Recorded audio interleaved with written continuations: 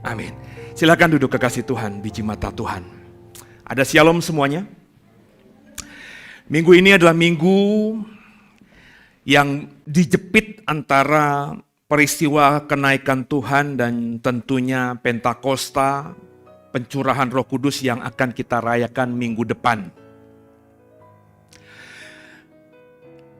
Saya sengaja tidak mengkhotbahkan Roh Kudus secara spesifik karena kita ada program 10 hari ya, dari hari Kamis kemarin sampai hari Sabtu mendatang di channel YouTube The Warriors, pelayanan digital kita, untuk mengajak dan mengajar saudara tentang apa itu Roh Kudus dan berdoa bersama-sama agar setiap kita penuh dengan Roh Kudus.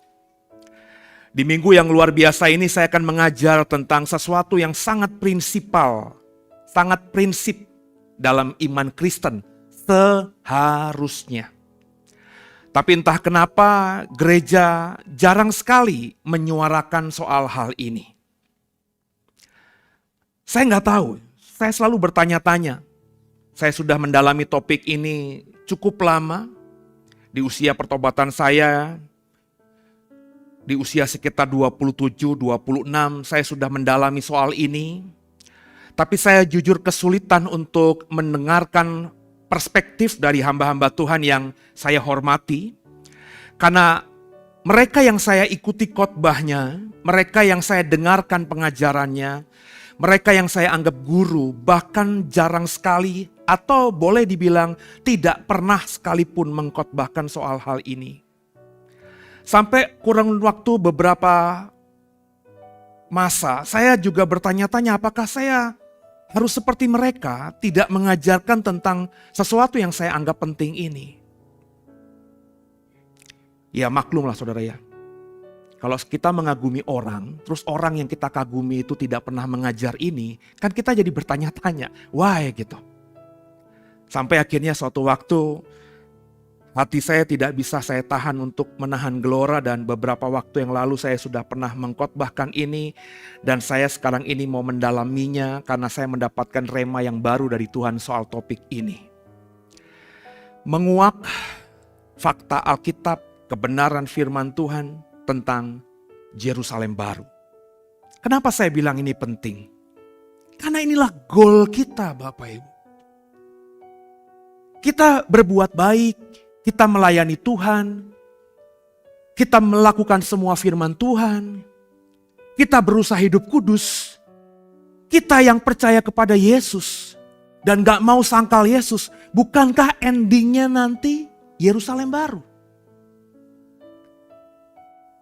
Saya gak tahu argumentasi awal saya tadi benar apa tidak, tapi saya yakin banyak saudara yang sebelum kenal The Way sudah Kristen dan sudah punya gereja tentunya. Pernah gak saudara diajar soal Yerusalem baru secara spesifik oleh gembalamu? Nah, sekarang saya mau ngajar saudara supaya saudara tuh tidak awang-awangan, tidak bingung, tidak kabur, tidak suam tentang goal kita, tujuan akhir kita, yakni Yerusalem baru. Tolong di slide yang pertama. Kita akan siapkan diri kita saudara.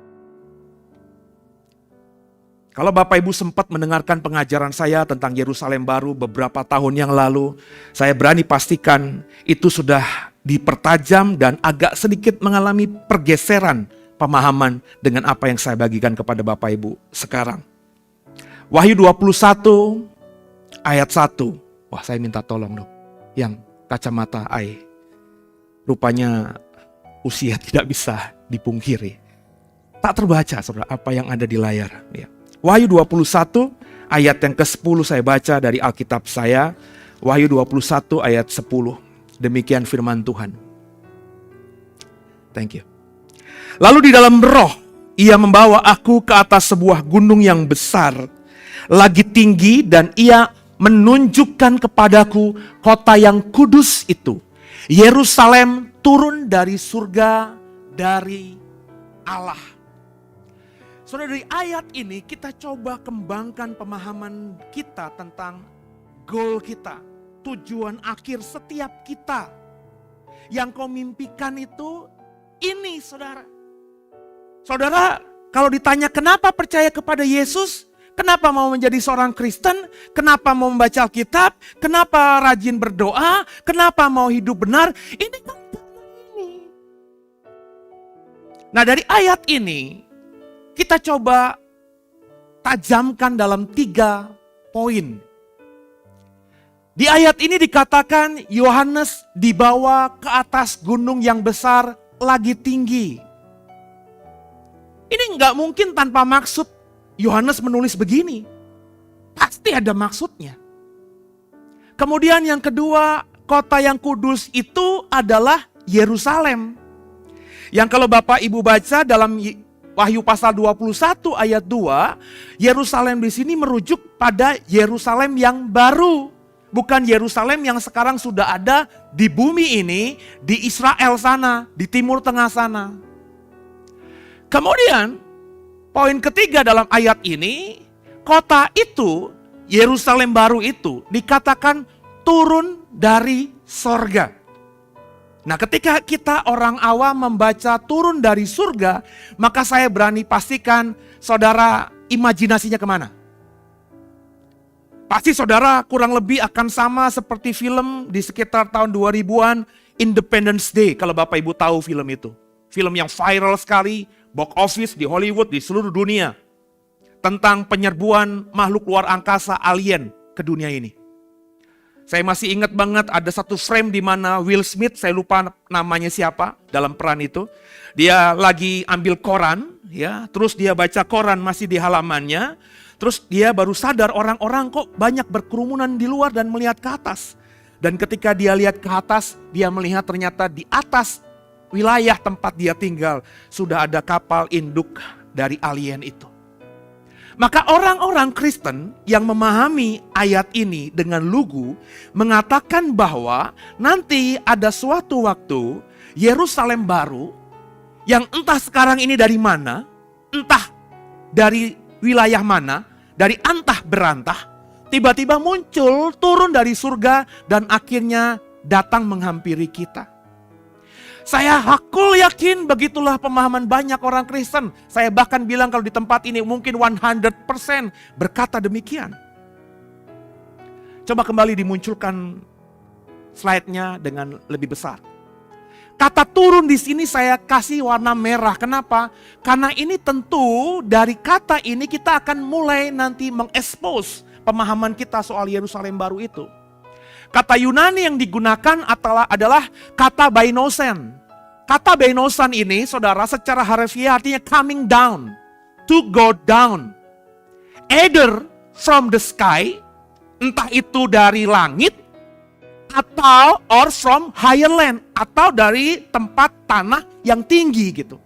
Nah, itu kenapa Yohanes oleh malaikat Tuhan dibawa ke tempat yang dibawa ke gunung yang besar lagi tinggi. Karena memang kata turun di situ berarti Yerusalem ini itu berada tadinya ada di tempat yang jauh lebih tinggi daripada Yohanes. Maka Yohanes harus dibawa ke tempat yang paling tinggi yang ada saat itu supaya dia bisa menyaksikan dengan clear, dengan jelas bagaimana Yerusalem itu akhirnya datang. Kurang lebih maknanya seperti itu.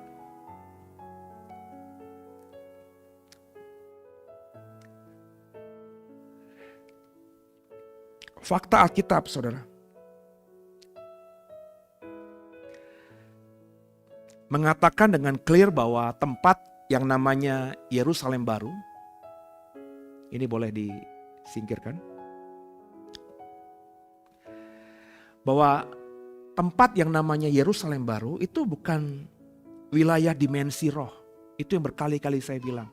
Kalau kau perhatikan khotbah saya beberapa waktu terakhir ini, saya menekankan sungguh bahwa kita nanti di surga itu gak kayak malaikat. Kita itu punya badan, seperti badan saudara hari ini. Maka kalau kau berkata, berimajinasi di surga itu kita melayang-layang, terbang kemana-mana, terus kerjaan kita tuh hanya holy, holy. Terus kita menyembah Tuhan 24 jam kalau di surga ada waktu, kita begitu terus, saudara salah luar biasa pemahaman itu. Kita nanti tidak tinggal di sorga, saudara, sorga yang dimensi roh, karena Allah itu kan roh, malaikat itu kan roh, maka surga itu juga dimensi roh. Surga itu nggak materi, nggak ada ruang khusus, nggak ada tembok, nggak ada namanya juga roh, saudara. Nah, tempat kita nanti itu bukan surga yang dimensi roh itu. Surga kita nanti itu dimensi materi, saudara. Kalau kau sudah membaca tentang Yerusalem baru di Wahyu 21 sampai Wahyu 22, itu kelihatan banget. Yohanes melihat karena dibawa di tempat yang paling tinggi, dia bisa melihat Yerusalem baru itu seperti apa. Oh, ada temboknya. Bahkan ukuran temboknya Yohanes bisa menghitung. Ada pintu gerbangnya. Yohanes bahkan bisa melihat pintu gerbang itu terbuat dari apa. Baca nanti Wahyu 21, Wahyu 22. Kemudian juga Yohanes bisa melihat bahwa kota itu tuh pondasinya, kalau kita bangun rumah pondasinya batu kali. Pondasinya tuh apa? Oh, batu permata. Bahkan Yohanes bisa menyebutkan 12 lapis batu pondasi itu, batu permata itu disebutkan literal. Semuanya Yohanes ngerti. Yohanes bisa melihat ada jalan di situ. Jalannya terbuat dari emas. Yohanes bisa lihat ada sungai di situ, ada pohon di situ. Pohonnya bukan pohon abal-abal, tapi Yohanes berkata ada daunnya, ada buahnya. Ini dimensi materi, saudara. Dimensi fisik.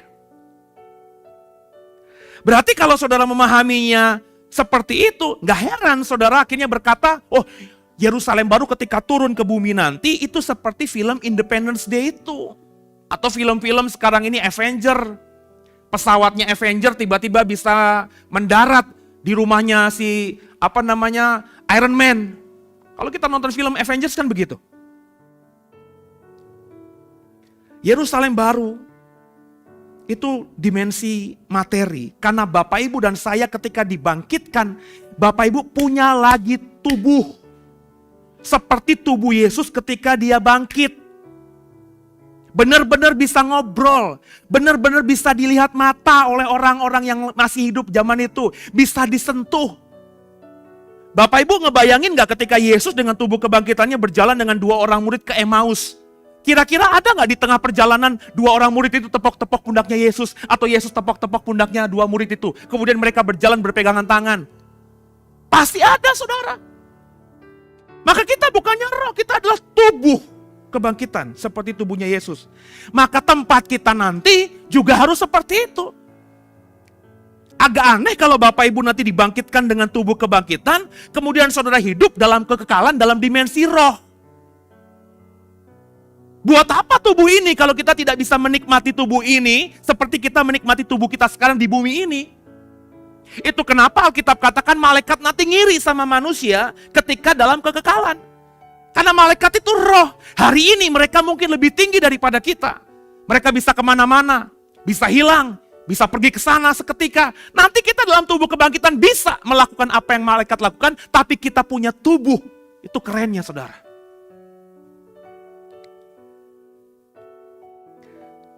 Yohanes 14 ayat 2. Kamis kemarin kita memperingati kenaikan Tuhan. Ngapain Tuhan naik ke surga? Bukan tanpa maksud, saudara.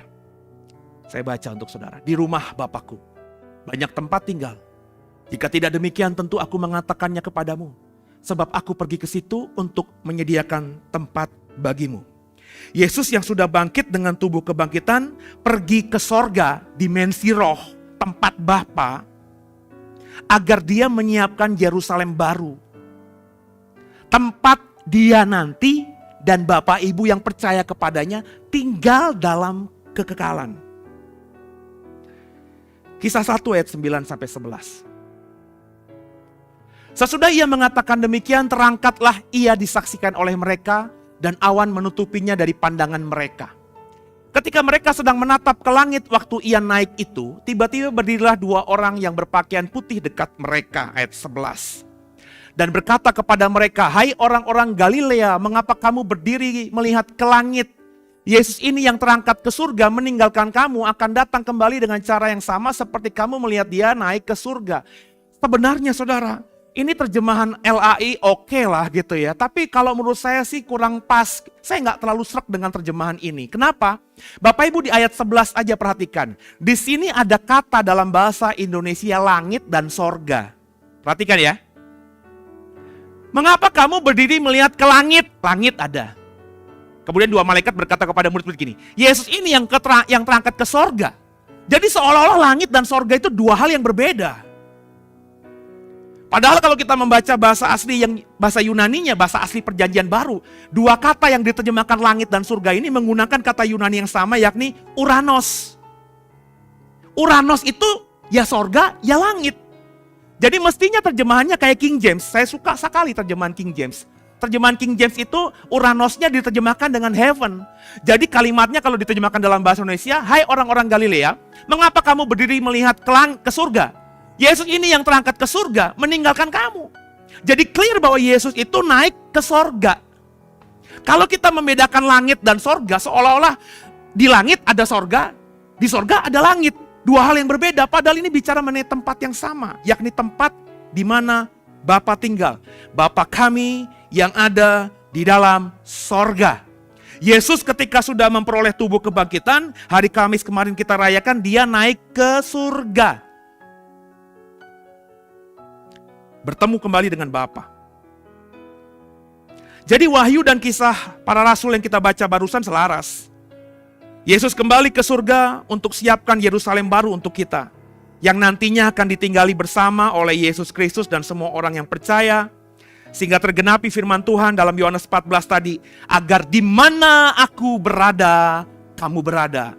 Orang Kristen boleh beriman, Yesus sudah bersama dengan saya. Alkitab sudah mengatakan, jika kau percaya kepadaku, aku tinggal dalammu dan kamu tinggal dalamku. Tapi biar bagaimanapun itu masih dalam ranah iman. Belum de facto. De facto artinya benar-benar nyata. Bapak Ibu nanti akan menggenapi janji Tuhan agar di mana Yesus berada, kita berada. Ya di mana? Di Yerusalem baru. Slide kedua. Jadi Yerusalem baru itu adalah tujuan kita, saudara. Agar di mana aku ada, kamu ada. Yerusalem baru adalah goal kita. Maka saya senang sekali ketika beberapa tahun yang lalu istilah langit baru, bumi baru itu mulai digembar-gemborkan lagi oleh seorang hamba Tuhan yang punya nama dalam pelayanannya di Indonesia ini. Dengan gerejanya yang juga luar biasa. Kenapa? Karena sebelum istilah, orang Kristen tahu kalimat langit baru, bumi baru. Nggak ada yang nggak tahu kecuali nggak pernah baca Alkitab. Tapi biar bagaimanapun istilah itu tidak ditekankan. Sehingga akhirnya orang Kristen itu jadi gamang soal langit baru, bumi baru. Padahal itu adalah goal kita. Yesus tadinya ada di bola bumi. 2000 tahun yang lalu dia berinkarnasi menjadi daging. Dia tinggal di dunia yang sama dengan kita. Cuman bukan di Indonesia tapi di wilayah Israel sana. Kemudian dia setelah menyelesaikan tugas dari Bapaknya. Apa tugas dari Bapaknya? Untuk mati tebus dosa manusia. Kenapa? Karena semua manusia yang ada dari awal sampai zamannya Yesus, itu gak ada yang kudus. Semua yang diperbuatnya jahat. Pada dasarnya semua manusia sudah jatuh dalam dosa. Roma 3 ayat 23. Upah dosa adalah maut. Roma 6 ayat 23. Maka untuk itu Bapa karena kasihnya kepada kita memberikan anak yang tunggal. Supaya karena dia mau melakukan tugas Bapa menebus manusia. Manusia berpotensi. Manusia punya peluang untuk selamat. Habis dia kerjakan itu dia naik ke surga. 2000 tahun lalu sudah dia kerjakan, Kamis kemarin kita peringati. Sampai detik ini dia belum kembali, artinya dia masih mengerjakan konsep kah? Atau benar-benar bangunan fisiknya kah? Mungkin sebagai arsitek, juru gambar, sebagai orang yang ahli, sebagai teknik sipil. Yesus sedang menyiapkan yang namanya New Jerusalem itu. Dan dia berkata dalam Yohanes 14, kalau itu sudah siap, aku akan datang kembali menjemputmu. Agar, ini poinnya, di mana aku berada, kamu pun berada. Kasih Tuhan. Jadi tujuan kita tuh sebagai orang percaya Yerusalem baru. Meskipun di Alkitab itu ada banyak kali kalimat-kalimat yang berbeda. Seperti Paulus mengatakan, ku berjuang sampai akhirnya kau dapati, aku tetap setia. Bahasanya Paulus, aku berjuang sampai garis finish. Tapi finishnya Paulus itu apa? Apakah dia finishnya berpikir pokoknya kalau aku mati aku dalam Tuhan? Enggak, tentu Paulus bisa mengerjakan segala pelayanan Injil itu karena dia punya tujuan, dia akan sampai nanti di Yerusalem baru. Dan konsep Yerusalem baru, langit baru, bumi baru itu bukan orisinil miliknya Yohanes yang ditulis di dalam kitab Wahyu. Enggak, kalau kita membaca Alkitab udah benar, makanya baca Alkitab benar. Sejak perjanjian lama, Nabi besar Yesaya sudah ngomong berkali-kali soal langit baru, bumi baru, langit baru, bumi baru. Jadi orang Yahudi, apalagi kayak Paulus, orang Farisi, ahli Taurat, mereka ngerti ada janji soal langit baru, bumi baru. Dalam kesadaran mereka ngerti bahwa mereka hari itu 2000 tahun yang lalu tinggal bukan di tempat yang kekal. One day nanti akan muncul datang tempat yang kekal. Maka Paulus ketika sudah kenal Tuhan semakin menggebu-gebu lagi. Makanya meskipun dia ditangkap, di penjara, dia terus menginjil. Dia nggak pernah minta-minta, bahkan dia nggak pernah berharap pada orang. Aku bekerja, aku bangun tenda sendiri. Sampai nanti akhirnya aku sampai di garis finish dan dapat mahkota. Apa itu? Yerusalem baru. Tapi berapa banyak kita yang mikirnya itu? Jadi kalau ini rentang awal kekekalan ini, andai kata kekekalan punya ujung ya saudara ya. Kita di tengah-tengah ini, kita mau ke sini nih, ke Yerusalem baru. Tapi mimpi saudara hanya sampai di sini, maafkan saya. Tidak salah kita percaya kepada Yesus. Tidak salah kita menjadi orang yang baik. Tidak salah kita menjadi orang yang membaca Alkitab. Tapi dengarkan saya, semua itu agar kita bisa sampai ke sini. Yesus yang kau percayai sebagai Tuhan Juru Selamat itu pun yang menyiapkan ini. Dia lagi di surga nyiapin ini. Maka orang Kristen kalau hanya sebatas percaya kepada Yesus, orang Kristen ini belum Kristen benar, belum ngerti kebenaran. Makanya sekarang saya berani ngajar ini terutama dalam momen yang luar biasa pencurahan Roh Kudus ini supaya saudara tuh ngerti buat apa sih kita minta Roh Kudus agar penuh dalam hidup kita, agar hanya sih bisa kira tata doang. Apakah kita cuma punya power, punya kuasa mengusir setan-setan lari daripadamu? Come on, cetek banget kalau imanmu seperti itu. Mengusir setan hebat emang sih, tapi berapa lama kau bisa mengusir setan? Umurmu cuma 70-80 tahun, saya udah 50 tahun mendekati, umur saya tinggal 20 tahun lagi. Terus saya hanya bermimpi selama jadi orang Kristen, pokoknya bisa mengusir setan gitu.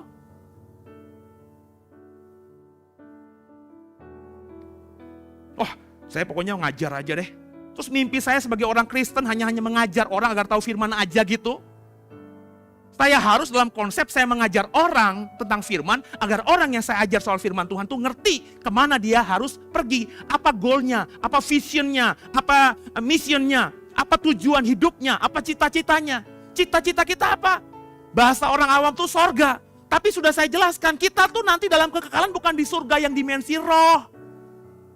Kita tuh nanti di surganya itu adalah dimensi materi. Apa? Yerusalem baru, langit baru, bumi baru.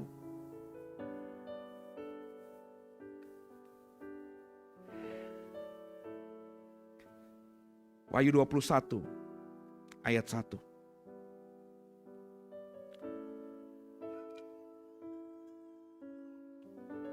Lalu aku melihat langit yang baru dan bumi yang baru, sebab langit yang pertama dan bumi yang pertama telah berlalu dan laut pun tidak ada lagi. Coba munculkan slide ketiga. Disinilah menurut saya, maafkan saya sekarang ini berada dalam ranah tafsir. Saya fair-fair aja. Sebagai seorang pelayan Tuhan saya tahu kapan saya sedang menafsirkan, kapan saya hanya sekedar mengutip copy paste apa firman Tuhan katakan. Saya berhak untuk menafsir karena saya adalah seorang pelayan Tuhan. Kenapa? Karena Alkitab ini butuh ditafsirkan. Wahyu 21 ayat 1 saya ulangi lagi. Lalu aku melihat langit yang baru dan bumi yang baru. Sebab langit yang pertama, bumi yang pertama. Perhatikan, yang warna merah saya kasih warna merah. Telah berlalu. Dan laut pun tidak ada lagi. Telah berlalu di sini, kalau kau melihat terjemahan Inggris, hampir semua terjemahan Inggris menggunakan kata Inggris pass away. Apa pass away itu? Modar, mati, meninggal, metong. Orang Kristen memahaminya dari Wahyu 21 ayat 1 ini, Yerusalem baru nanti telah berlalu, artinya apa? Hilang. Maafkan saya, langit yang sekarang, bumi yang sekarang itu akan hilang begitu. Sebab muncul langit baru, bumi baru. Apakah begitu? Coba kita lihat Wahyu 21 ayat Maafkan saya. Wahyu 21, Wahyu 20 ayat yang ke-11. Itu salah ya, saya salah ketik ya. Wahyu 20 ayat yang ke-11 demikian. Enggak, itu aja tadi benar, itu tadi benar.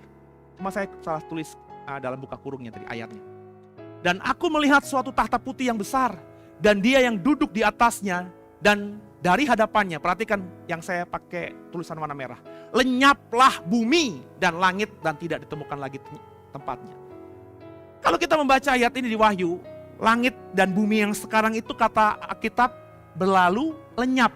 Nah kata lenyap ini menggunakan kata Yunani epusen. Epugen ya. Epugen itu artinya dalam bahasa Inggris, terjemahan Inggris itu hampir semuanya fled away. What the meaning of fled away? Melarikan diri. Jadi ini coba kita dalami, kata fled from his presence. Ini yang sering kali orang Kristen tidak memahaminya. Karena sudah terkonsep gitu pemikiran diajarkan sama pendeta sebelumnya bahwa bumi ini nanti akan lenyap, akan hilang. Sehingga pas kita baca ayat dalam hal ini Wahyu 20 ayat 11 yang kita barusan baca, itu kita hanya langsung, oh iya benar, kata Alkitab lenyaplah bumi dan langit. Kita lupa bahwa kalimatnya kalau ngomongin terjemahan NIV, fled from his presence. Terjemahan LAI benar loh. Dari hadapannya lenyaplah bumi dan langit dan tidak ditemukan lagi tempatnya. Jadi kalau kita lihat konteksnya dari ayat ini, memang saya tidak bisa pungkiri bumi dan langit sekarang akan berlalu, akan lenyap. Tapi perhatikan konteksnya, lenyap dan berlalunya dari apa? Dari hadapan Tuhan. Berapa banyak sudah sampai di situ?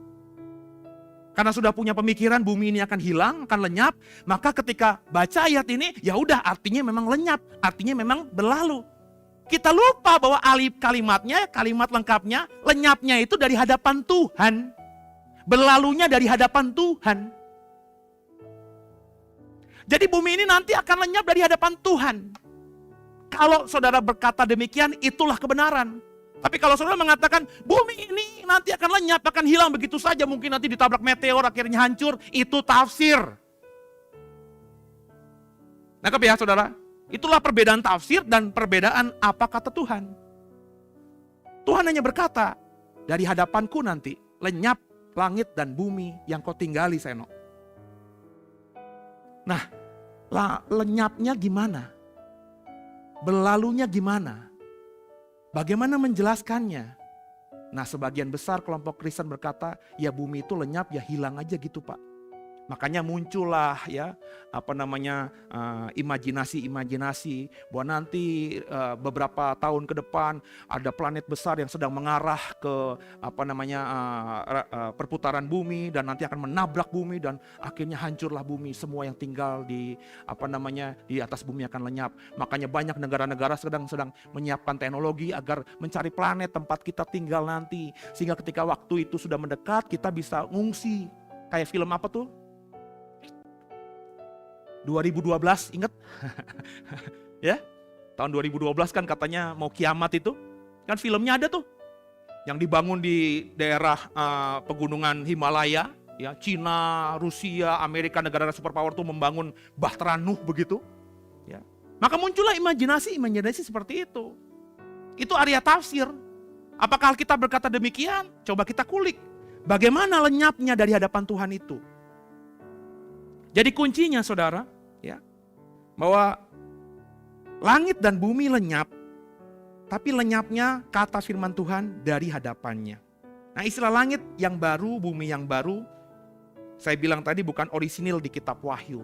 Itu kalimat yang bukan muncul hanya dari kepintaran Yohanes ketika menuliskan kitab ini. Enggak, Yohanes nulis langit yang sekarang, bumi yang sekarang lenyap, kemudian turunlah langit yang baru, bumi yang baru dari surga, karena dia orang Jews, orang Yahudi. Di kitab Perjanjian Lama ada, di mana salah satunya dalam Yesaya 65 ayat 17, munculkan. Yesaya 65 ayat 17. Demikian firman Tuhan. Sebab sesungguhnya aku menciptakan langit yang baru dan bumi yang baru. Hal-hal yang dahulu tidak akan diingat lagi dan tidak akan timbul lagi dalam hati. Clear ya? Jadi terminologi langit baru, bumi baru ini rupanya bukan orisinil otaknya Yohanes. Tapi Yohanes bisa tahu, bisa kenal terminologi itu karena dia orang Yahudi yang entah dia pernah diajar oleh rabi-rabinya atau dia belajar sendiri dari kitab Yesaya. Penekanan di ayat ini apa? Penekanan langit baru, bumi baru dalam konteksnya Yesaya apa? Hal-hal yang dahulu tidak akan diingat lagi dan tidak akan timbul lagi dalam hati. Itu yang harus kau pahami. Bahwa langit baru, bumi baru kata Yesaya itu bukan sesuatu yang orisinil baru. Penekanannya langit baru, bumi baru itu adalah yang dulu gak diingat lagi, bahkan gak bisa timbul lagi dalam hati. Itulah yang dimaksudkan Yesaya ketika dia menulis langit baru, bumi baru. Saya usia sudah mendekati 50. Berarti sepanjang 50 tahun usia saya dari TK, SD, SMP, SMA, kuliah, pemuda, menikah, punya anak, jadi gembala, sampai usia sekarang ini, itu memori itu terekam di otak saya. Meskipun saya nggak mungkin bisa ngerti atau menjelaskan 100%, tapi tersimpan di otak bagian dalam saya. Sehingga contoh misalnya, kemarin kami punya grup WhatsApp lucu nih, anak SD juga punya grup WhatsApp. Bapak Prana punya nggak WhatsApp grup anak SD? Nggak ada ya? Gua ada. Tiba-tiba ada yang temenan di Facebook, terus japri saya via Messenger Facebook, minta nomor WhatsApp saya dan saya di-add. Itu beberapa tahun yang lalu. Muncullah saya ada di grup teman-teman SD. Yang saya bingung ini siapa? Saya ke rumah orang tua, ambil foto-foto zaman SD gitu ya. Saya coba ingat-ingat, ini namanya Heli. Gue inget sih gue punya teman Heli, tapi yang mana ya? Bayang-bayangnya kabur. Saya lihat gitu ya, di foto SD, oh Heli ini tinggi nih, cewek tinggi, putih karena saya dulu di sekolah Protestan, Chinese semuanya gitu ya. Tinggi ya, kayak gue pernah suka sama dia. Terus pas saya lihat di WhatsApp, ini gue share gak ya di WhatsApp grup ya. Terus saya lihat, gue share gak tadi ya? Bodo amat lah pokoknya lah. Pas saya lihat di WhatsApp grup, kan ada profil picture-nya kan ya. Wah, kok beda ya? Jadi saya ingat tapi gak jelas gitu saudara. Itu yang saya mau katakan.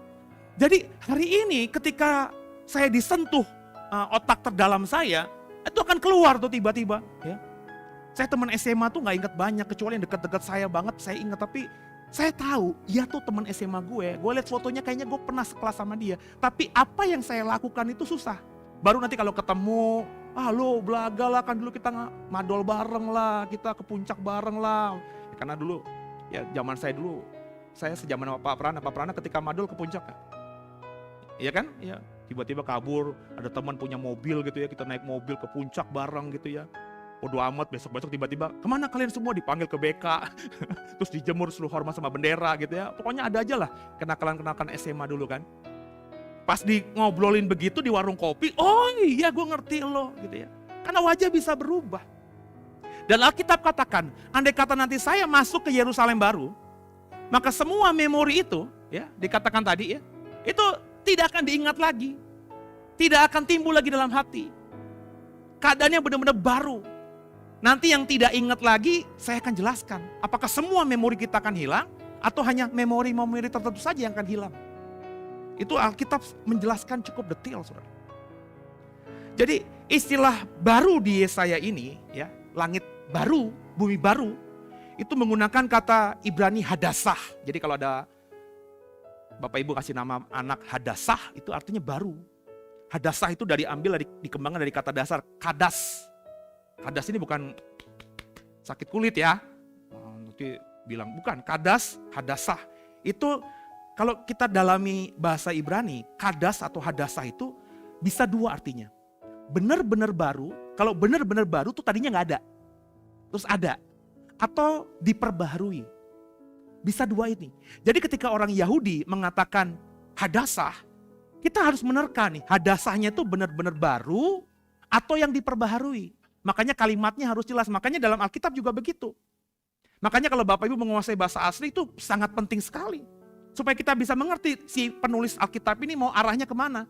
Karena satu kata Yunani itu bahkan bisa menjadi 3-4 kata dalam bahasa Indonesia loh. Seperti saya bilang tadi kan, kata Uranos dalam bahasa Indonesia bisa langit, bisa surga.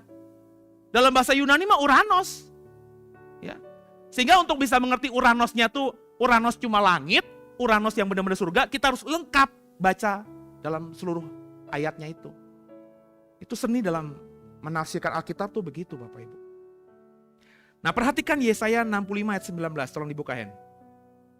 Apa yang gak bisa diingat lagi, yang gak timbul dalam hati itu apa? Dijelaskan nih, masih ngomongin Yerusalem baru. Aku akan bersorak-sorak karena Yerusalem dan bergirang karena umatku. Di dalamnya tidak akan kedengaran lagi bunyi tangisan dan bunyi erang pun tidak. Ketika Yesaya nulis, di Yerusalem tempat Yesaya hidup, itu masih ada tangisan, masih ada erangan. Ini kan konteksnya Yesaya 65. Kita baca tadi ayat 17, sekarang ayat 19-nya. Sangat konteks. Dan Yesaya bilang Yerusalem baru nanti, itu gak ada lagi yang namanya tangisan, gak ada lagi yang namanya erangan. Jadi yang membuat Yesaya nanti di Yerusalem baru bisa menangis, bisa bersedih, bisa berduka, itu sama sekali gak ada. Baik gak mungkin terlukai di Yerusalem baru, maupun memori di masa lalu yang jelek-jelek teringat lagi, itu juga tidak mungkin. Jadi kalau kita semua nanti ada di Yerusalem baru dan sebagai manusia kita pernah putus nyambung sama 10 perempuan, 10 laki-laki, kita pernah diputusin di tengah jalan gitu, di depan banyak orang kita dipermalukan, itu pasti kan menimbulkan psikis kan, trauma kan. Tapi nanti di Yerusalem baru kalau kau masuk ke sana, cerita soal begitu yang bisa membuat kita depresi, stres lagi, sedih lagi, duka lagi, nggak ada. Itulah makna Yerusalem yang baru, langit yang baru, bumi yang baru menurut perspektif Yesaya 65.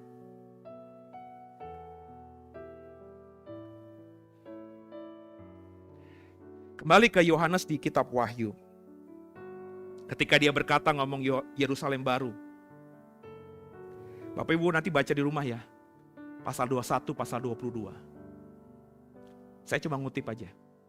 Atau menjelaskan. Ketika dia nulis. Di Yerusalem baru. Kota itu jalannya terbuat dari emas. Pintu gerbangnya terbuat dari satu mutiara. Akan ada di tengah-tengah itu mengalir dari tahta Tuhan sungai air kehidupan yang di kiri kanannya akan tumbuh banyak pohon-pohon kehidupan. Di mana daunnya nanti akan menyembuhkan bangsa-bangsa dan buahnya nanti akan bisa dimakan oleh bangsa-bangsa. Kalau kau sudah membaca Wahyu 21, Wahyu 22 soal Yerusalem baru, kira-kira kalau saya tanya sama saudara, Yohanes ketika nulis itu, artinya yang dia tulis itu benar-benar baru atau dia sudah kenal?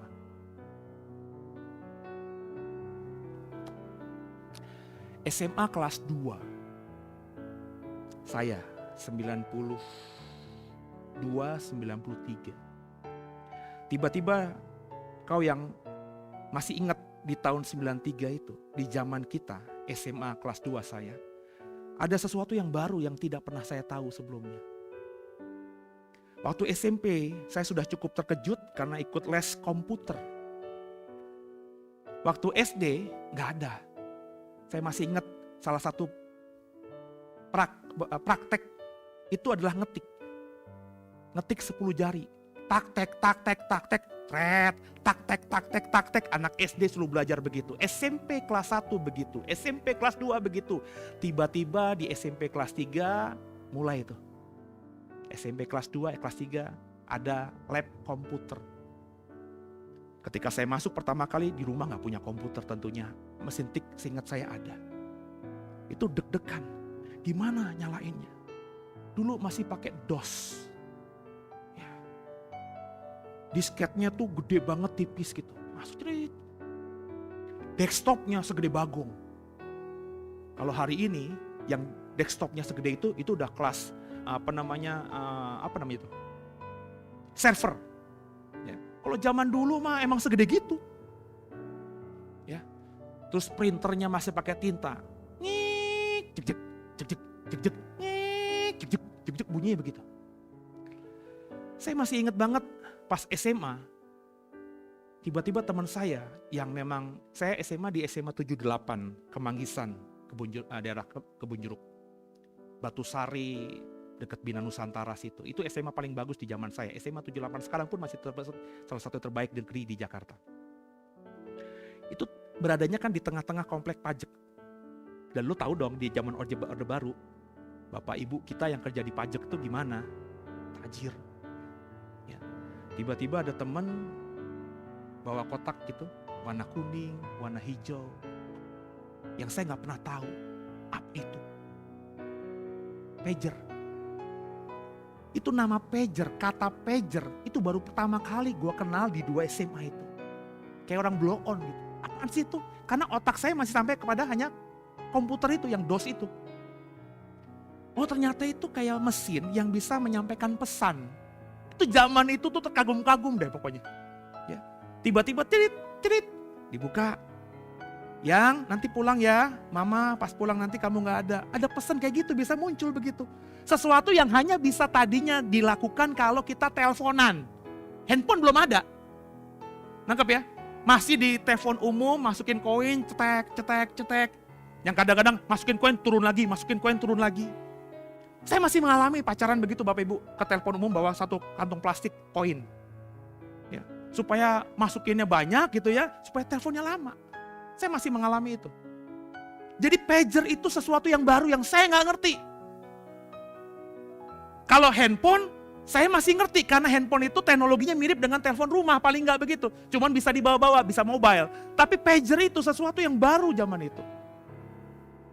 Makanya kalau saya nggak dikasih tahu itu pager, saya nggak tahu namanya apa. Nah itulah konsep baru kalau menurut saya. Yohanes ketika melihat Yerusalem baru, baca di Wahyu 21, baca di Wahyu 22. Dia dengan gampang, oh ada sungai kehidupan, oh kotanya terbuat dari jalannya, terbuat dari emas. Semuanya ditulis, artinya apa? Yohanes ngerti itu. Itu yang kenapa saya bilang akhirnya sekarang ini bahwa bisa saja Yerusalem baru itu bukan sesuatu yang benar-benar baru. Sebab kalau benar-benar baru, Yohanes gak pernah ngerti sebelumnya. Yohanes akan kesulitan, apa itu ya? Meskipun dia dibawa di gunung yang paling tinggi, ketika dia diperlihatkan Yerusalem baru, dia bingung, gue mesti nulis apa, itu apa? Dia gak ngerti. Nah ada satu presiden di kitab Wahyu saudara. Ya, coba munculkan slide berikutnya. Di mana Yohanes sama sekali gak ngerti itu apa. Nah ngomongin apa nih? Belalang. Ya, coba kita lihat ya. Di dalam kitab Wahyu, Wahyu pasal yang ke-9, slide berikutnya coba. Ini Yohanes jelas-jelas gak ngerti yang dia lihat itu apa. Jika yang dilihat benar-benar baru, maka Yohanes pasti akan alami kesulitan mendeskripsikannya seperti contoh ayat ini. Ya. Di dalam Wahyu pasal yang ke-9 ayat 2, ayat 3, dan kemudian ayat 7 sampai 10. Demikian firman Tuhan.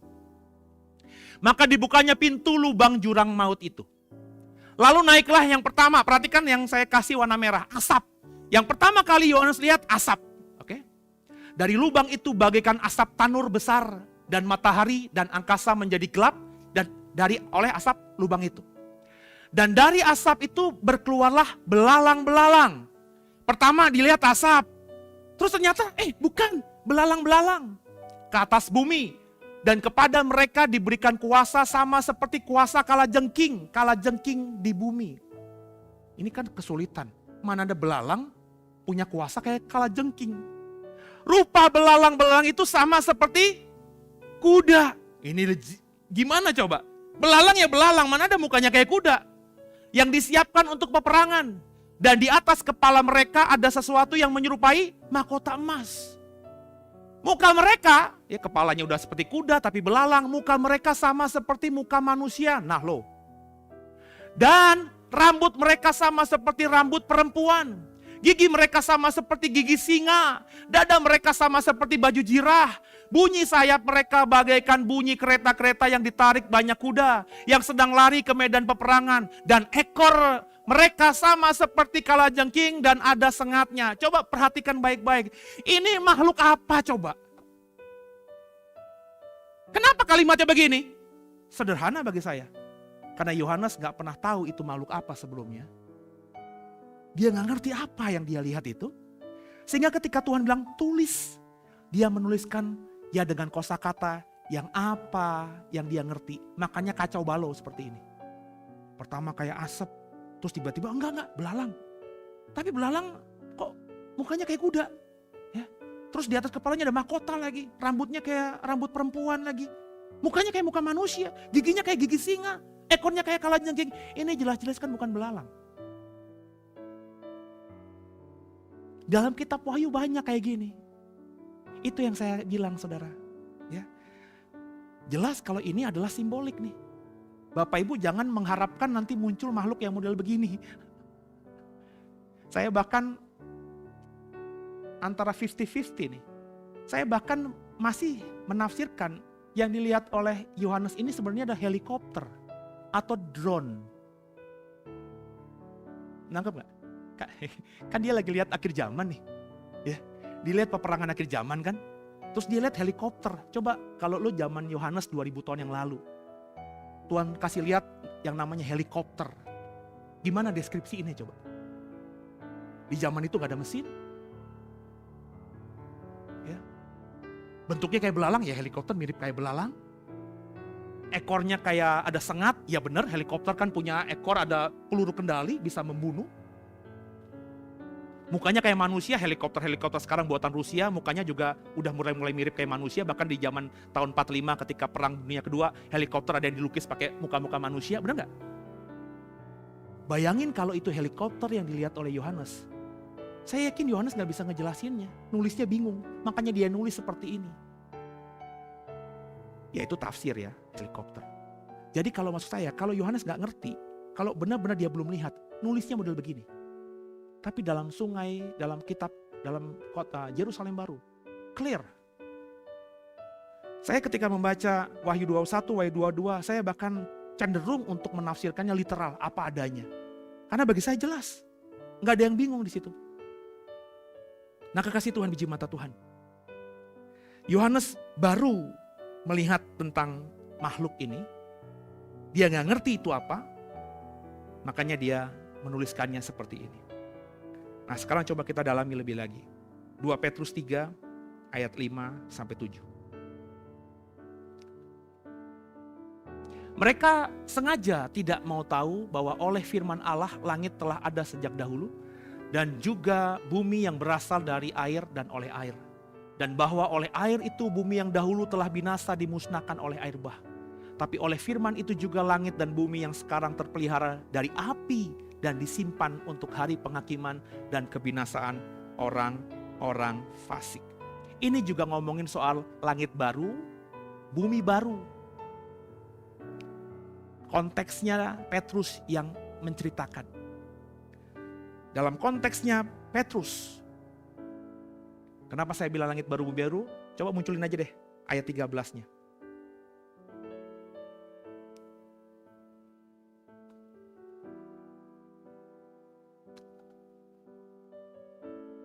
Oke, ya. Yaitu pada, ya kalau gini dari ayat 10 aja munculin. Ayat 10 deh. Oke. Tapi pada hari itu Tuhan akan tiba seperti pencuri. Pada hari itu langit akan lenyap oleh dengan gemuruh yang dahsyat, unsur-unsur dunia akan hangus dalam nyala api, dan bumi dan segala yang ada di atasnya akan hilang lenyap. Ini kan bicara sama persis kan. Dalam bahasa Yohanes tadi, bumi lenyap, hilanglah. Jadi jika segala sesuatu ini akan hancur secara demikian, betapa suci dan salehnya kamu harus hidup. Ayat 12. Yaitu kamu yang menantikan dan mempercepat kedatangan hari Allah. Pada hari itu langit akan binasa dalam api dan unsur-unsur dunia akan hancur oleh nyalanya. Tetapi sesuai dengan janjinya kita menantikan langit yang baru, bumi yang baru, di mana terdapat kebenaran. Kalau kita melihat terminologi langit baru, bumi baru, itu hanya ada spesifik di Wahyu dan di Petrus ini. Sedangkan di Perjanjian Lama, di kitab Nabi besar Yesaya yang saya sudah singkapkan satu ayatnya tadi. Nah saudara, ini bicara mengenai langit baru, bumi baru. Jadi kata Yohanes kalau kita membaca secara utuh tadi ayat-ayatnya, dunia itu dibagi dalam 3 zaman. Zaman sebelum air bah, zaman setelah air bah sampai detik ini, dan zaman setelah nanti bumi ini dihukum oleh api. Kalau orang dispensasional itu sangat jelas, dispensasional adalah kelompok Kristen yang membaca Alkitab itu dengan benar-benar menandakan zaman apa. Jadi Tuhan tuh berkarya pada zaman tertentu ya hanya untuk itu, dan di zaman berikutnya dengan cara yang berbeda. Contohnya pemahaman dispensasional itu berkata demikian. Bahwa nanti ketika kita orang percaya dibangkitkan dan memperoleh tubuh kebangkitan, orang percaya itu nanti akan dibawa ke atas. Ya, tinggal di surga dulu untuk masuk dalam pesta pernikahan anak domba. Kemudian dunia masuk dalam zaman yang disebut kerajaan 1000 tahun. Bagi orang dispensasional, kerajaan 1000 tahun itu adalah janji Tuhan yang harus digenapi bagi orang Israel. Karena biar bagaimanapun Tuhan berjanji kepada Abraham bahwa aku akan memberkati anak cucumu. Tapi faktanya hari ini anak cucu Abraham yang masih hidup tidak percaya kepada Yesus. Lalu harus ada masa di mana gereja Tuhan yang sudah percaya itu diangkat dulu. Dan Tuhan berperkara kepada orang Israel, yakni di dalam kerajaan 1000 tahun. Maka orang dispensasional itu tidak percaya ada orang Kristen di situ. Yang ada hanya orang Israel dan orang-orang yang tidak percaya kepada Yesus. Sampai nantinya kerajaan 1000 tahun selesai, orang Israel percaya, baru nanti dalam Yerusalem baru, kalau kita membaca pakai analoginya, di Yerusalem baru itu ada 12 pintu gerbang, ada 12 pondasi. Itu 12 pintu gerbang itu gambaran dari 12 rasul Tuhan, dan 12 pondasi itu gambaran dari 12 suku Israel.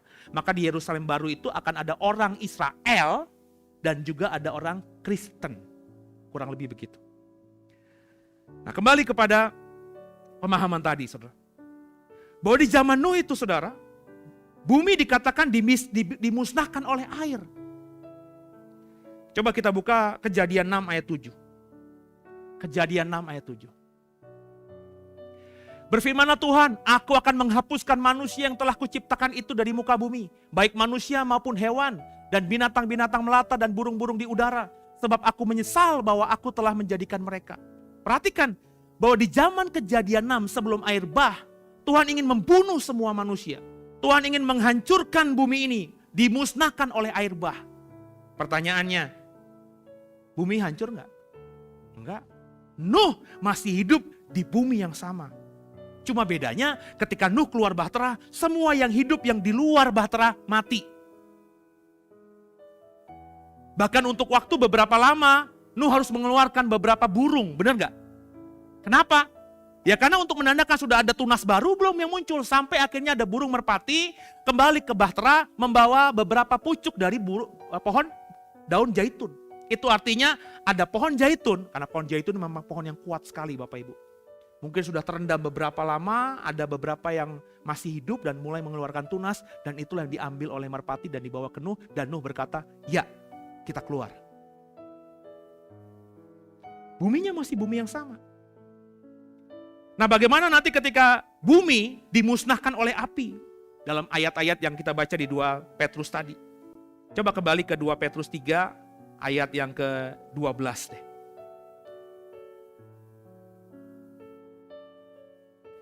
Oke, perhatikan ya.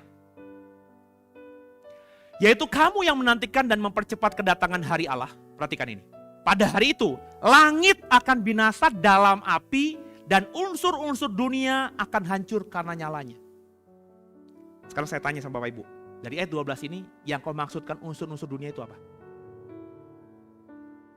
Saya pernah mengajar ini, saya bertanya kepada mahasiswa saya, ini maksud unsur-unsur dunia itu apa? Ya unsur-unsur dunia apa? Apa itu? Ya tanah, ya air, ya pokoknya semua yang ada di dunia, unsur-unsur dunia itu akan hancur Pak. Nah karena akan hancur maka bumi akan lenyap, dibinasakan semuanya oleh api. Oh begitu ya. Terus saya coba cari tahu Bapak Ibu, unsur-unsur dunia ini bahasa aslinya apa? Maka munculkan slide berikutnya. Slide yang ke-6. Ya. Ayat 12 tadi saya baca lagi. Yaitu kamu yang menantikan dan mempercepat kedatangan hari Allah, Pada hari itu langit akan binasa dalam api dan unsur-unsur dunia. Unsur-unsur dunia ini ternyata menggunakan kata Yunani stoikeia. Stoikeia ini dalam banyak terjemahan Inggris diterjemahkan dalam bahasa Inggris menjadi kata the elements. The elements inilah, stoikeia inilah yang diterjemahkan oleh LAI menjadi kalimat unsur-unsur dunia. Maka gak heran banyak orang Kristen kalau memahami ini, ya unsur dunia itu apa? Ya tanah Pak, ya air Pak, ya udara Pak. Semualah unsur-unsur yang ada di dunia ini yang nanti akan dihancurkan. Berarti pemahamannya bumi emang lenyap Pak. Nah, sekarang coba kita cari tahu penggunaan kata stoikeia di kitab lainnya. Dan bagaimana lembaga Alkitab Indonesia menerjemahkannya. Sekarang kita lihat, coba kita buka dengan Galatia 4 ayat 3. Ayat yang di bawahnya itu bukan 2 Petrus 3 ayat 12 tapi Galatia 4 ayat 3 bandingkan dengan Kolose 2 ayat 8. Bapak Ibu nanti bisa baca lagi Galatia 4 ayat 3 atau Kolose 2 ayat 8. Kurang lebih begini kalimatnya. Galatia 4 ayat 3. Demikian pula kita, selama kita belum akil balik, kita takluk pada roh-roh dunia. Nah, kata roh-roh dunia ini itu ternyata juga diterjemahkan dari kata Yunani stoikeia. Kalau saya tanya sama Bapak Ibu, roh-roh dunia itu apa? Apa bro? Roh dunia itu? Roh jahat bisa nggak?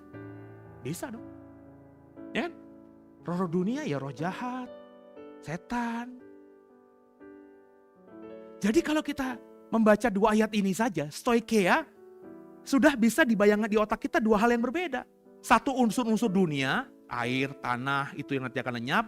Tapi kalau di Galatia, stoikeia itu ternyata ngomongin roh-roh jahat. Roh-roh dunia. Kalau kita baca Ibrani 5 ayat 12.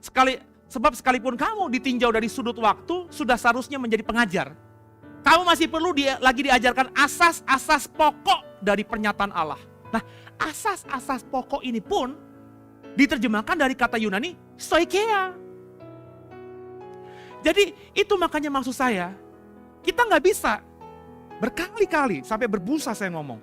Kita nggak bisa sebagai orang Kristen yang membaca Alkitab, mengerti Alkitab dari terjemahan LAI, Alkitab kita ini LAI, terus kita mengatakan bahwa apa yang diterjemahkan LAI itu 100 perfect.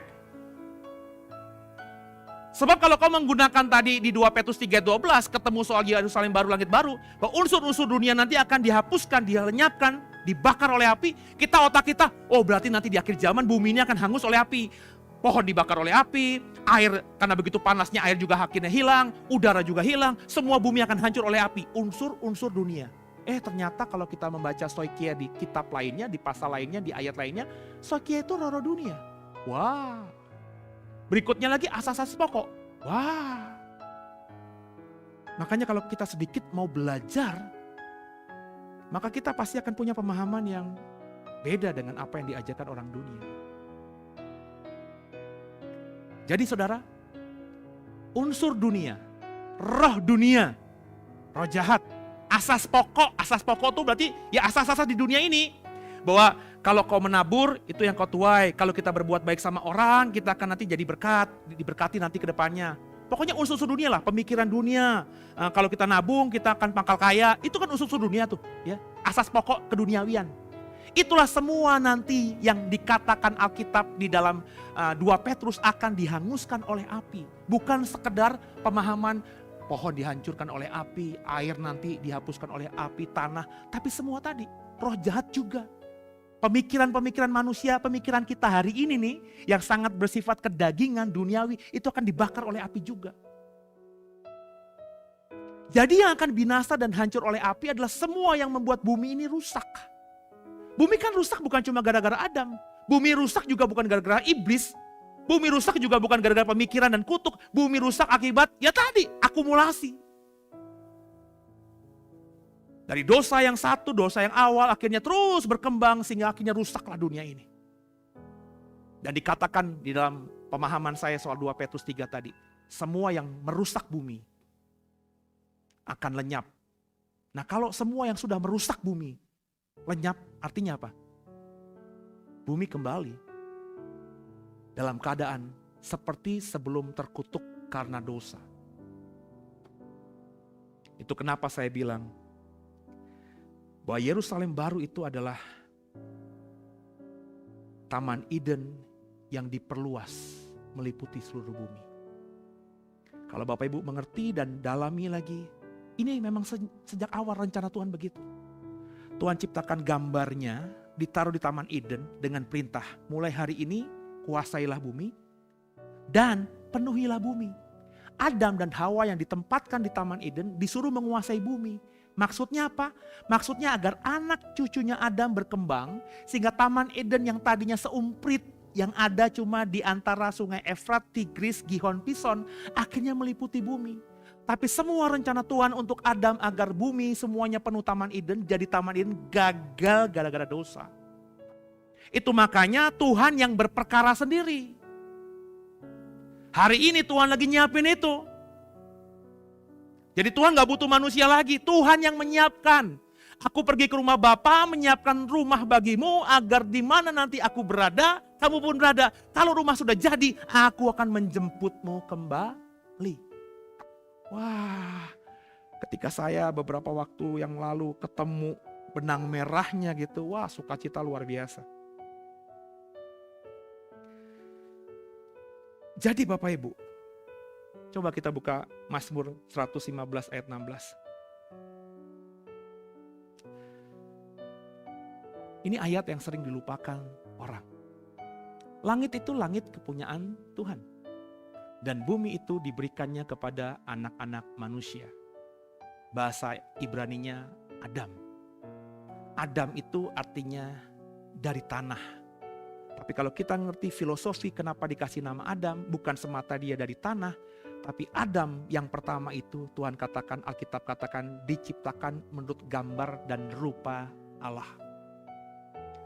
Jadi yang namanya gambar Allah, Adam, manusia itu Tuhan sudah janjikan bumi menjadi milikmu selama-lamanya.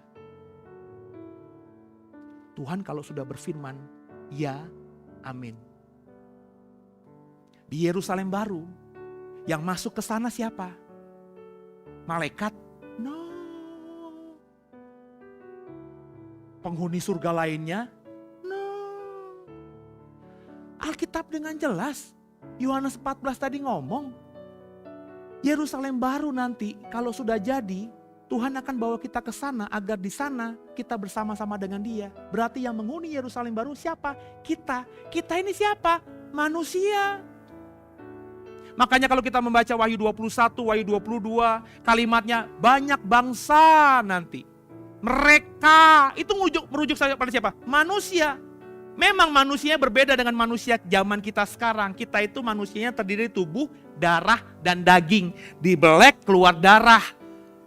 Kalau sudah mati atau mau masuk rumah sakit di ronsen, ya kelihatan cuma tulang belulang. Tapi tubuh kebangkitan tidak lagi terdiri dari darah dan daging. Tapi secara kasat mata masih mirip seperti tubuh sekarang. Makanya murid-murid ketika akhirnya melihat Yesus, mereka tidak reject Yesus. Kalau Yesus itu tubuhnya atau bangkit dengan tubuh yang beda banget. Mana ada yang percaya itu Yesus? Mungkin ketika Yesus bilang sama Maria, Maria, siapa lo? Aku Yesus. Bisa aja lo. Tapi mereka semua langsung percaya kepada Yesus. Artinya apa? Tubuh kebangkitan Yesus yang mirip dengan tubuh sebelum dia mati. Cuma esensinya berbeda. Slide berikutnya. Kasih Tuhan, saya mengajar bahwa Yerusalem baru itu bukan suatu tempat yang benar-benar baru gitu. Yerusalem baru adalah bumi yang dimurnikan dan dikuduskan secara radikal dalam bahasanya Petrus tadi oleh api yang dari langit. Sehingga stoikia, unsur-unsur dunia, roh-roh dunia, dan juga asas-asas pokok yang dipikirkan, dirasakan oleh manusia, itu semua akan dihabiskan. Sehingga nggak akan ada yang mengingat lagi dan nggak bisa timbul dalam hati. Sehingga semuanya menjadi baru. Tapi bukan baru yang benar-benar baru, tapi baru yang dimurnikan atau diperbaharui. Seperti kata Petrus, zaman Tuhan menghukum manusia dengan air bah. Buminya masih sama. Jadi Yerusalem baru itu adalah yang sering kita ngomong. Semoga Tuhan, seperti kalau kau dengar doa saya, bersama keluarga kita hidup di bumi seperti di surga. Yerusalem baru itu adalah surga di bumi, bumi di surga. Maksudnya apa? Tuhan dan manusia tidak lagi membutuhkan titik persilangan antara surga dan bumi untuk bisa bertemu secara langsung. Oh begitu Pak? Oh iya. Hari ini gereja dan bahkan agama masih mengajarkan bahwa kita masih butuh titik persilangan untuk bertemu dengan Tuhan. Beberapa agama mengatakan harus ketemu Tuhan di tempat ibadahnya. Beberapa agama mengatakan kalau mau bertemu Tuhan dengan doa. Bukankah itu yang dipahami oleh orang Kristen kebanyakan? Orang Kristen baru fokus sama Tuhan kalau lagi doa. Tapi kalau udah lagi gak doa, lagi hidup sehari-hari, lagi makan, lagi maintenance, lagi jalan, lagi ke mall. Mikir gak dia bahwa Tuhan lihat dia? Enggak. Mereka masih asik aja, tiba-tiba ada judi, bisa lari, cuma buang uang cuma 100.000 doang gak apa-apa kali. Laki-laki tiba-tiba, wah ada pijet plus-plus, gak apa-apa lah, ya cuma 1 jam doang. Kenapa? Karena dipikirnya pati pijet plus-plus itu tidak ada Tuhan. Tempat persilangan, tempat manusia ketemu Tuhan ya di momen-momen khusus saja. Di gereja, di ruang doa, ketika berdoa, ketika ngobrol sama pendeta.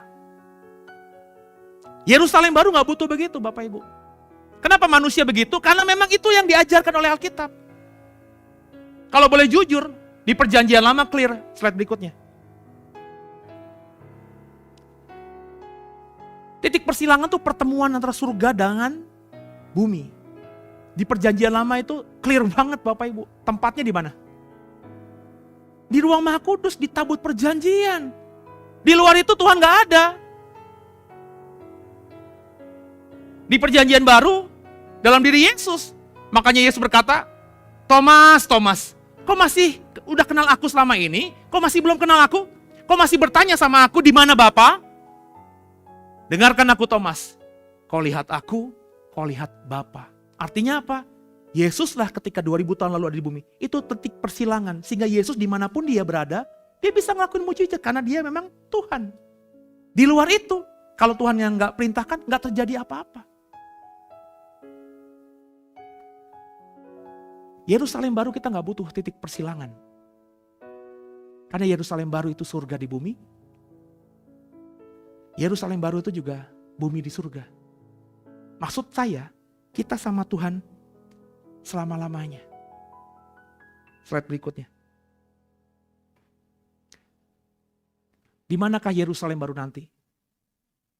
Di bumi ini yang sudah dimurnikan total.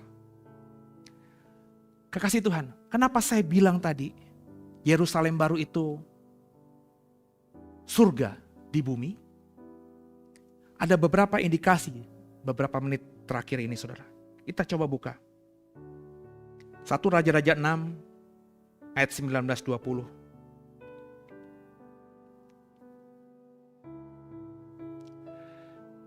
Demikianlah dilengkapi ruang belakang di dalam rumah itu. Maksudnya ini ngomong soal Salomo ketika bangun ruang bait Allah.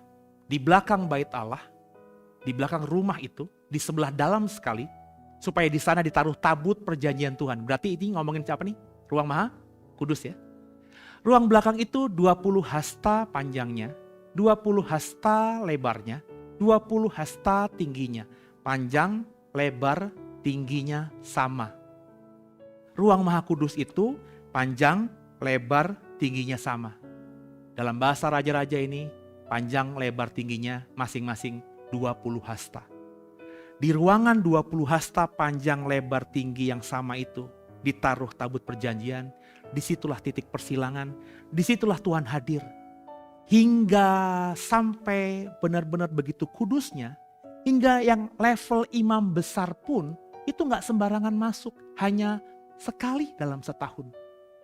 Dan itu pun dalam sejarah banyak yang mati karena tidak kudus benar. Makanya imam besar yang mau masuk setahun sekali ke bait Allah, itu akan diikat dengan tali dan talinya itu adalah keliling-keliling, ada loncengnya. Sehingga orang yang di luar, imam yang di luar ruang Maha Kudus, kalau masih dengar keliling, masih hidup. Tapi kalau didengar kok gak ada keliling-keliling lagi, wah mati, ditarik lah tuh. Gak boleh masuk, kalau masuk mati mereka. Begitu kudusnya ruang Maha Kudus itu. Ruang Maha Kudus ada titik persilangan. Bertemunya surga dengan bumi. Bagaimana dengan Yerusalem baru? Wahyu 21 ayat 16. Kota itu bentuknya 4 persegi. Perhatikan, panjangnya sama dengan lebarnya. Dan ia mengukur kota itu dengan tongkat. 12.000 stadia. Panjangnya dan lebarnya dan tingginya sama. Jadi Yerusalem baru itu kalau kita tarik mundur ke zaman perjanjian lama adalah ruang Maha Kudus. Tempat Tuhan bertata, tempat Tuhan hadir di bumi. Yerusalem baru itu panjang, lebar, tingginya sama. 12.000 stadia, satu stadia itu 200 meter. Berarti 12.000 stadia kali 200 kurang lebih 2.400 kilometer. Itu kalau diukur 2,5 kali Pulau Jawa. Pulau Jawa itu cuma 1.000 kilometer dari barat ke timur kurang lebih, itu pulau. Ini kita ngomongin kota. Nggak ada di bumi ini kota yang punya panjang dan lebar 2.400 kilometer. Lo cari nggak ada. Karena kalau kita lihat peta itu 2,5 kali Pulau Jawa. Kota sebesar New York, Jakarta itu paling cuma berapa? Belum panjangnya, belum lebarnya, tingginya juga 2.400 kilometer. Gunung tertinggi di dunia itu katanya Mount Everest. Berapa tingginya coba? Dari permukaan laut sampai 1.000 kilometer, boro-boro. Paling cuma 1.000 berapa meter, berapa ribu meter. Jadi sesuatu yang luar biasa Bapak Ibu. Nah bumi nanti akan dipulihkan. Dan di bumi itu cuma satu kotanya.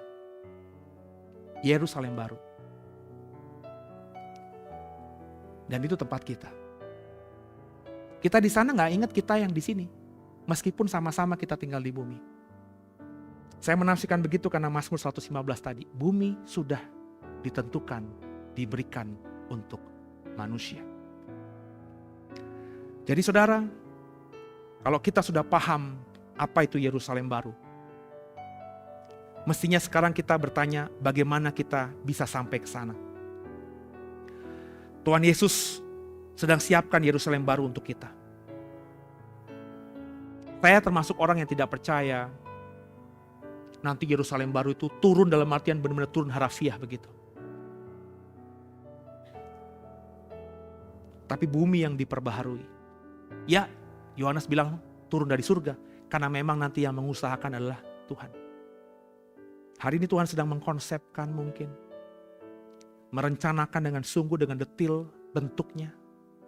Sehingga ketika nanti masanya tiba, semua yang lama ini dimurnikan, dihancurkan oleh api. Maka Tuhan tinggal kun fayakun. Apa yang dia katakan terjadi. Jadilah Yerusalem baru di bumi ini. Berharap kita bisa ada di sana. Dan kalau kita mau di sana, di momen-momen ini, penuhlah dengan Roh Kudus. Dengarkan saya, lu gak bisa sampai ke sana dengan kuat gagah lu sendiri. Nonsen. Harus dengan Roh Kudus. Maka minta. Jangan berpikir Roh Kudus itu automatically penuh terhadap diri kita. No, Roh Kudus pribadi. Makanya zaman kita TK di sekolah minggu ada lagu kan. Mari masuk. Mari masuk. Itu kan lagu mengajarkan anak-anak supaya minta Tuhan agar masuk. Minta Roh Kudus agar masuk. Kalau Roh Kudus tidak diminta masuk sama kita, ya dia tidak masuk. Maka mintalah agar dia masuk, memenuhi kita, menolong kita, memampukan kita. Sehingga di sepanjang sisa hidup kita, kita bisa jadi orang yang terus mempertahankan iman. Dan perbuatan kita tuh dihitung kebaikan. Emang ada Pak perbuatan baik yang tidak dihitung kebaikan? Kalau kau sudah menjadi member dari channel YouTube kita, saya sudah mengajarkan berkali-kali. Bapak Ibu akan dihargai nanti oleh Tuhan dengan mahkota, pahala, upah. Itu karena kau dianggap Tuhan sudah berbuat baik. Kenapa berbuat baik? Kenapa dianggap Tuhan berbuat baik? Karena kau lakukan itu buat Tuhan, ada relasi. Kalau kita sama Tuhan gak ada relasi, gak ada hubungan. Kita bisa gak berbuat baik? Bisa. Tapi kau berbuat baik dengan pola pikirmu. Kau berbuat baik bukan untuk Tuhan. Bagaimana untuk Tuhan? Wong, kita tidak ada relasi. Makanya kalau bilang, Pak, itu ada pendeta-pendeta dari agama lain, biksu-biksu, itu lebih baik dari banyak pendeta. Oh iya. Tapi apakah mereka melakukannya untuk Tuhan? Gak mungkin. Kenapa gak mungkin? Mereka tidak kenal Tuhan. Tapi kok mereka bisa? Loh, kenapa gak bisa? Karena manusia ketika jadi makhluk hidup, ngomongin Adam, Tuhan hembuskan nismat hayim. Ada roh yang dari Tuhan. Maka semua manusia, bukan cuma orang Kristen, ada roh yang dari Tuhan. Ketika mati, Alkitab katakan debu kembali menjadi debu, roh kembali kepada yang memberikan. Maka orang yang beragama pun ada roh Tuhan. Maka mereka punya hati nurani. Mereka tahu yang mana yang baik, mana yang jahat. Dan mereka mestinya mengerti karena punya roh Tuhan itu. Kok ada matahari ya? Kok bisa ya? Cuma 12 jam. 12 jam berikutnya gelap. Kok bisa ya? Kita nanam di tanah ini bisa tumbuh apapun. Dengan semua ciptaan umum yang Tuhan ciptakan mestinya manusia bertanya. Dan kalau semua manusia di luar sana bertanya dan mengikuti hati nurani, pasti berpikir, pasti ada oknum yang dahsyat yang menciptakan semuanya. Andai mereka sampai pada hati yang rendah seperti itu dan bertanya kepada Tuhan. Tuhan yang ciptakan langit dan bumi. Itu kenapa saya selalu kalau ngomong sama orang, kalau ketemu sama orang lain, misalnya di Grab tiba-tiba lagi ngomong, di taksi lagi ngomong tiba-tiba, gimana sih Pak kalau bisa kenal sama Tuhan? Saya tahu dari namanya dia bukan Kristen, bukan Yohanes, bukan Paulus gitu ya. Namanya bahkan kayaknya cenderung agama lain. Saya tidak bilang, bertobatlah sebab kerajaan surga sudah dekat. Saya gak begitu. Saya cuma bilang, lu sekarang doa aja sama Tuhan, pakai bahasa lo. Doanya gimana Pak? Doa cara saya? Ya jangan pakai bahasa Indonesia aja. Doanya gini aja. Allah. Tapi jangan titik. Allah yang menciptakan langit dan bumi. Karena dalam konsep dia, Tuhan adalah Allah. Tapi Allah yang mana nih? Nangkep gak? Kalau kita ngomong Allah, Tuhan, Dewa yang menciptakan langit dan bumi, itu pasti cuma satu, saudara. Dan dalam pengalaman saya, sudah beberapa orang yang berdoa saya ajarkan model begitu, akhirnya ditemui Tuhan. Seperti Alkitab katakan, minta diberi, ketuk dibukakan. Kalau mereka sudah punya hubungan dengan Tuhan, mereka sama-sama melakukan hal yang baik, seperti dulu mereka juga lakukan. Tapi hari ini mereka lakukan karena mereka sudah mengenal Tuhan. Dilakukan perbuatan baik karena relasi dengan Tuhan, maka ada upah. Kalau Roh Kudus kau undang, kau akan terus berbuat baik. Kau akan banyak mengumpulkan upah. Itulah nanti hartamu di Yerusalem baru. Itu hartamu di Yerusalem baru. Bukan emas, bukan uang.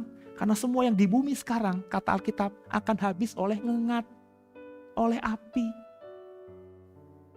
Kau akan hidup di sana, di dunia materi. Ada tembok gak? Ada. Ada tanah gak? Ada. Ada pohon gak? Ada. Ada kehidupan gak? Ada.